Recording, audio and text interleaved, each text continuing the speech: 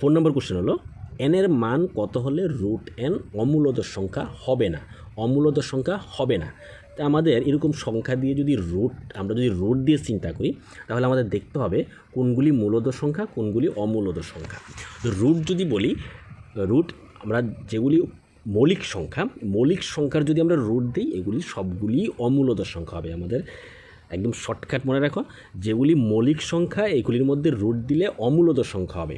যেমন 2 মৌলিক সংখ্যা, তাহলে √2 যদি দিই তাহলে অমূলদ সংখ্যা হবে। √3 অমূলদ সংখ্যা হবে। √5 অমূলদ সংখ্যা হবে। √7 অমূলদ সংখ্যা হবে। √11 অমূলদ সংখ্যা হবে। এগুলি সবগুলি মৌলিক সংখ্যা, এগুলি রুট দিলে অমূলদ সংখ্যা হবে। তাহলে এখানে বলেছে কোনটা অমূলদ সংখ্যা হবে না। তাহলে যেগুলি মৌলিক সংখ্যা মানে সাধারণত আমরা বলছি যেগুলি মৌলিক সংখ্যা সব প্রত্যেকগুলি অমূলদ সংখ্যা হয়। আবার এরকমও আছে যেগুলি মানে মৌলিক সংখ্যা নয়, এরকম সংখ্যাও কিন্তু অমূলদ সংখ্যা হয়। কিন্তু তার মধ্যে যেগুলি পূর্ণবর্গ সংখ্যাগুলি কিন্তু কখনোই অমূলদ সংখ্যা হয় না। কারণ পূর্ণবর্গ সংখ্যাগুলি যেগুলি পূর্ণবর্গ সংখ্যা এগুলি রুট দিলে এগুলি অমূলদ সংখ্যা থাকে না, এগুলি মূলদ সংখ্যা হয়ে যায়। যেমন এখানে √4 আনসারটা হবে 2, তাই √4 একটি হলো মূলদ সংখ্যা।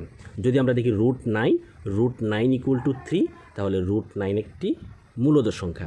যদি দেখি √25 ইকুয়াল টু 5, তাহলে √25 একটি মূলদ সংখ্যা।